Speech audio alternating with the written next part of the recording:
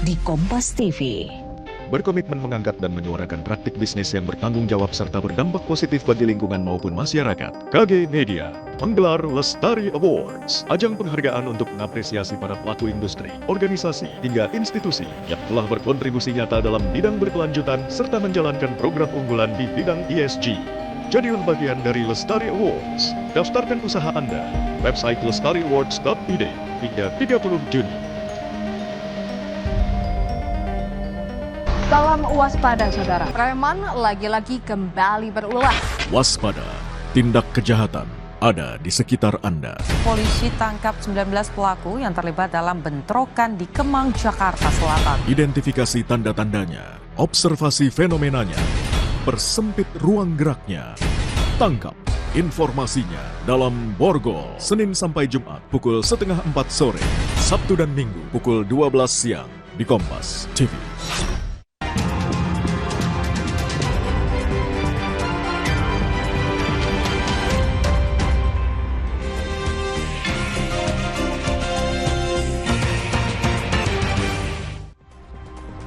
Saudara, terima kasih Anda masih bersama kami di Kompas Pagi dan sudah waktunya kita melihat halaman depan dari harian Kompas edisi hari ini, Minggu 8 Juni 2025. Kalau kita lihat langsung di halaman pertamanya sudah ada foto yang terpampang besar. Seperti itu ya, di sini mendeskripsikan keluarga Soekarno dan Muhammad Hatta berfoto dengan latar belakang foto Soekarno dan Hatta yang dibuat pada tahun di sini kurang lebih 1969 seperti itu ya saudara. Nah memang kalau dari foto karya Guntur, putra sulung Presiden pertama Republik Indonesia Soekarno, dipamerkan mulai 7 hingga 13 Juni 2025. Karya-karya Guntur antara 1956 dan 2025 itu dijual untuk penggalangan dana bantuan kemanusiaan bagi para seniman yang membutuhkan. Saudara, selain untuk penggalangan dana, pameran juga digelar untuk mengisi bulan Soekarno yang jatuh pada bulan Juni. Bergeser, lalu saudara, bukan hanya soal sorotan foto, tapi juga ada tulisan besar yang menjadi perhatian kita bersama di sini. Harian Kompas menurunkan laporan soal pertambangan di Raja Ampat. Pertambangan berpotensi gusur pariwisata Raja Ampat yang memang berpotensi merusak serta menggusur wisata dunia Raja Ampat ini, saudara. Jejak pariwisata bisa sirna apabila pertambangan nikel terus dilanjutkan.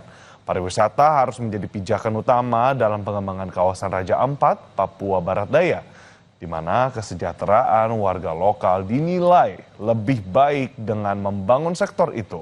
Pertambangan nikel harus berhenti karena dapat menghilangkan berbagai potensi pariwisata pulau-pulau kecil yang belum dikembangkan, saudara.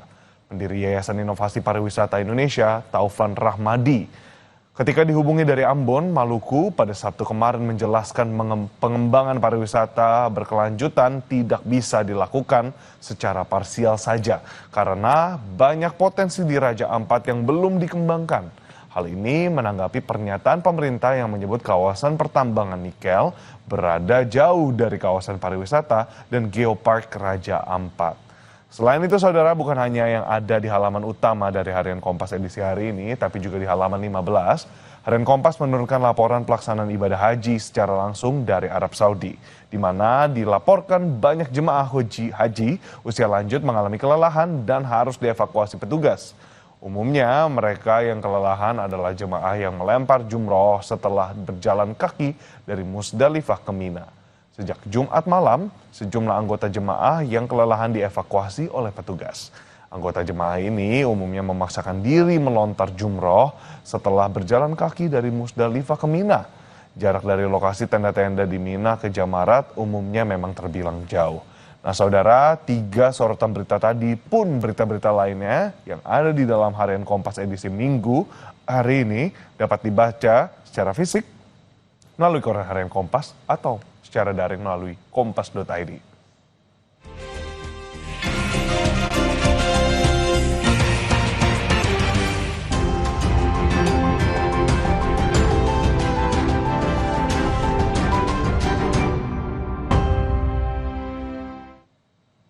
Kini kita akan simak situasi arus lalu lintas di kawasan Simpang Gadok, Bogor bersama petugas NTMC Polri Brigadir Treslinda.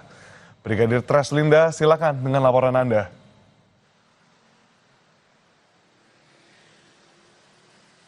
Ya baik, terima kasih Edwin dan selamat pagi saudara. Pagi hari ini di kawasan Puncak saat ini sedang persiapan rekayasa lalu lintas ganjil genap yang akan dilakukan anggota kami di lapangan. Mengingat sekarang tanggal genap, maka hanya kendaraan yang berplat nomor genap saja yang dapat melintas di kawasan ini. Untuk kendaraan berplat nomor ganjil akan dialihkan. Untuk itu kami harapkan Anda dapat mengikuti arahan dan petunjuk petugas kami yang berada di lapangan. Kemudian pelaksanaan sistem ganjil genap ini melihat kondisi di lapangan apabila terjadi peningkatan volume kendaraan yang cukup signifikan, maka akan dilakukan juga rekayasa lalu lintas berupa sistem one way. Sebagai informasi, sepanjang pelaksanaan libur Idul Adha, volume kendaraan yang mengarah ke arah puncak hingga saat ini mengalami kenaikan yang cukup signifikan, sehingga anggota kami di lapangan juga sering melakukan rekayasa lalu lintas, baik itu ganjil genap maupun rekayasa one way. Untuk itu, bagi Anda yang akan melakukan aktivitas pada pagi hari ini ke arah puncak dapat mengikuti arahan dan petunjuk petugas kami yang berada di lapangan. Untuk kendaraan pada pagi hari ini yang keluar dari gerbang tol Ciawi mengarah ke arah puncak dalam keadaan ramai dan lancar dengan dominasi kendaraan roda 4 didominasi dengan kendaraan berplat nomor Jakarta dan sekitarnya. Tentunya kami harapkan Anda untuk mengikuti arahan dan petunjuk petugas kami yang berada di lapangan saat pelaksanaan rekayasa lalu lintas. Hal ini untuk membantu kelancaran lalu lintas ke arah puncak. Sementara untuk dari arah sebaliknya pada pagi hari ini masih dalam keadaan relatif lancar, dominasi kendaraan lebih didominasi dengan kendaraan roda 2. Dari arah Tajur ataupun dari arah Terminal Baranang Siang yang akan mengarah ke puncak juga mengalami peningkatan volume kendaraan dengan dominasi kendaraan pribadi baik itu roda 2 maupun roda 4. Kami harapkan Anda tetap menjaga jarak aman serta batas kecepatan mengingat kondisi jalanan ke arah puncak ini menanjak. Untuk itu tentunya kami harapkan Anda dapat mengutamakan keselamatan dalam berkendara.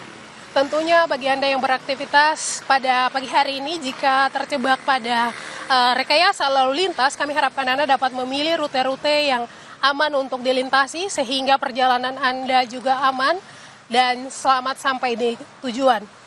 Kemudian kami juga menginformasikan Edwin berdasarkan data SMS Korlantas Polri, angka kecelakaan lalu lintas selama kurun waktu 1 kali 24 jam terjadi 232 kasus laka lantas dengan rincian 22 orang meninggal dunia, 33 orang luka berat dan 290 orang luka ringan. Dari data tersebut 74% didominasi oleh kendaraan roda 2. Tentunya bagi pengendara roda 2 untuk selalu mengutamakan keselamatan dan gunakan selalu helm standar SNI untuk menciptakan lalu lintas yang aman dan juga lancar.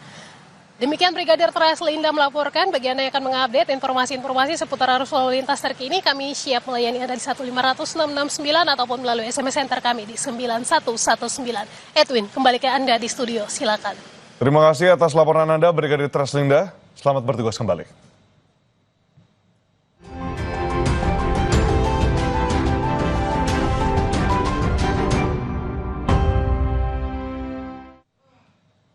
Saudara, usai jeda kita akan update pasca kebakaran di Kampung Rawa Indah, Kapuk Muara, Penjaringan, Jakarta Utara kemarin. Warga mengungsi di sejumlah lokasi. Pengungsian berupa tenda, masjid, hingga balai RW setempat. Informasinya usai jeda.